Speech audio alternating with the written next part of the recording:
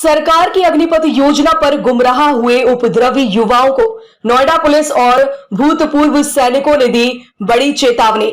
सरकार की अग्निपथ योजना पर नोएडा पुलिस और आर्मी वेटरन की शानदार पहल। अग्निपथ योजनाओं पर युवाओं को दिया भूतपूर्व सैनिक और नोएडा पुलिस ने दिया संदेश और की अपील।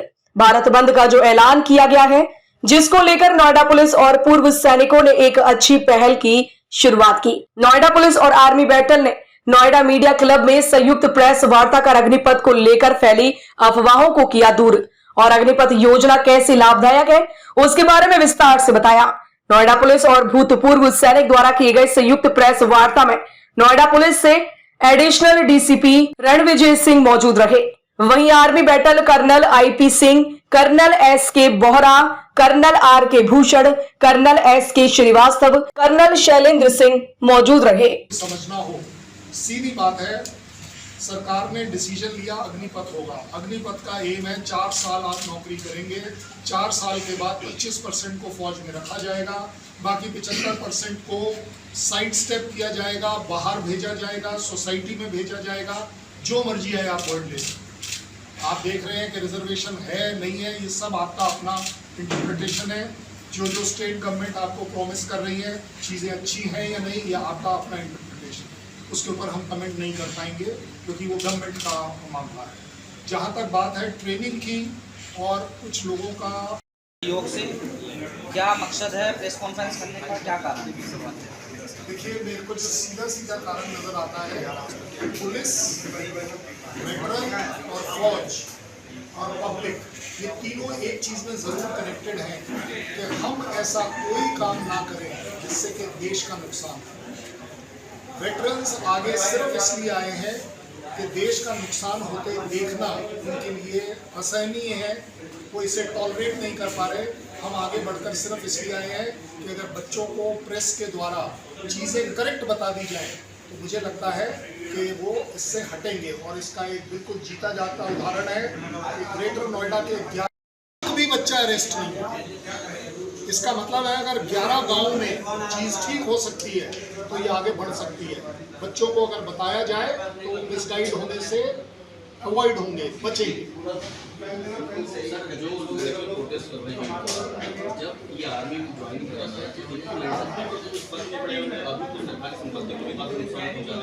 इसके बारे में मैं आपको सिर्फ एक बात बोल सकता हूँ, बच्चा किसी भी तरह का हो, आप हमारे पास फौज में पत्थर भी अगर भेजेंगे हम उसे तराश कर हीरे में कन्वर्ट करेंगे। ये हमारी फौज की रिक्वायरमेंट है, ये हमारी फौज की काबिलियत है। सो इसलिए आप बिल्कुल मत चिंता करिए कि वो बच्चा कैसा आए, वो बच्चा कैसा आना है वो हमने डिसाइड करना है, फौज डिसाइड करती है।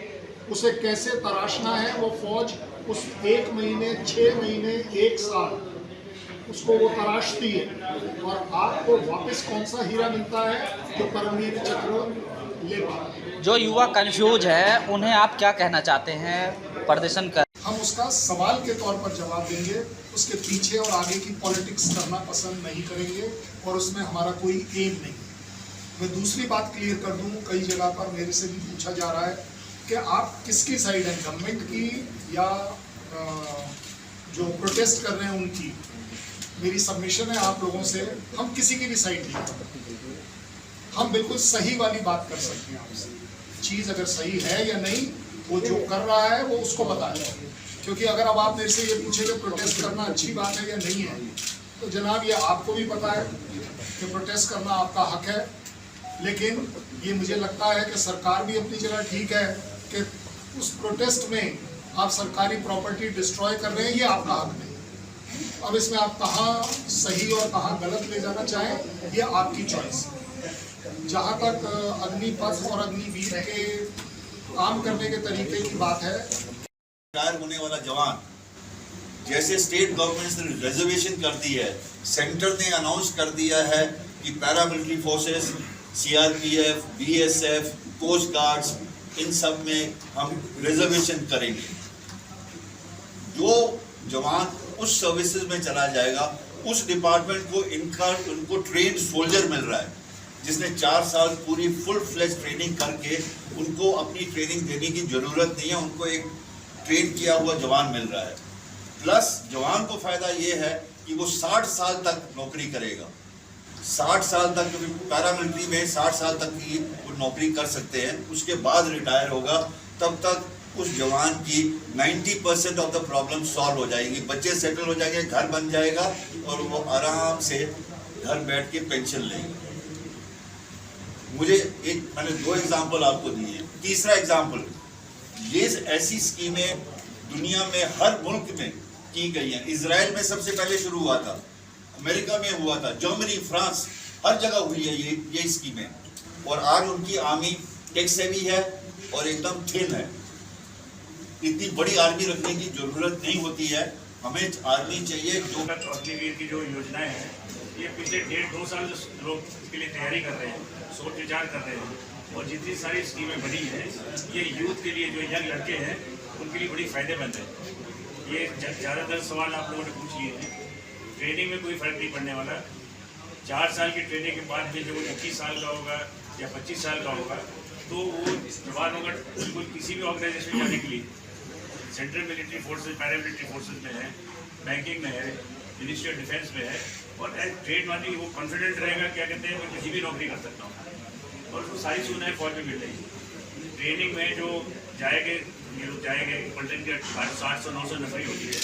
100 आदमी वहाँ नए आ जाएंगे तो 700 आदमी को संभाल लेंगे, उनको गाइड कर लेंगे, उनको ट्रेन कर लेंगे। तो हमारे विचार में ये स्कीम बहुत अच्छी है। और जो सड़क पे दंगा फसाद हो रहे हैं, जो झगड़े हो रहे हैं, ये मान के चलिए कि ज़्यादा जो दंगा कर रहे हैं, इनमें से आधे आदमी फौज में जाने के लिए पहले ही तैयार नहीं थे। ये केवल दंगा करने के लिए आए सड़कों पे। मिलता है तो बहुत है, और नहीं करने वाले के लिए 40 साल का भी अगर मौका मिलता है तो वो किसी काम का नहीं।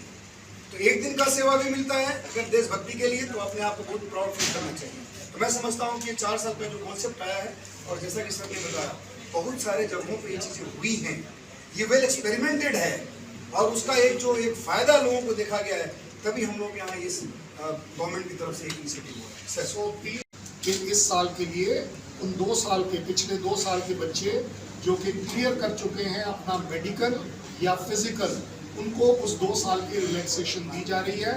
ये एज 21 से बढ़ाकर 23 कर दी गई। ये मेरा डिक्लेरेशन नहीं है, आपके पास क्लैरिटी के साथ। सो मुझे नहीं लगता कि उन बच्चों के साथ जाति करी जाए।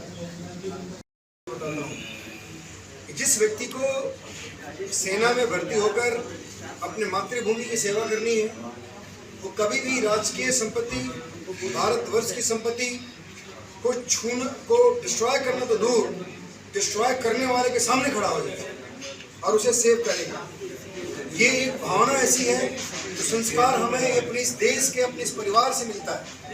हम इस भावना से रहते हैं कि हमारी धरती है, ये हमारा देश है, और इसकी संपत्ति को हम कभी नुकसान नहीं पहुंचा सकते। इसलिए वह लोग जो एंटी के खिलाफ कार्रवाई हो रही है, जिसके खिलाफ मुकदमा कायम हो गया, वो आर्मी की नौकरी तो छोड़िए, वो जीवन में किसी भी जगह पे कुछ नहीं कर पाएगा।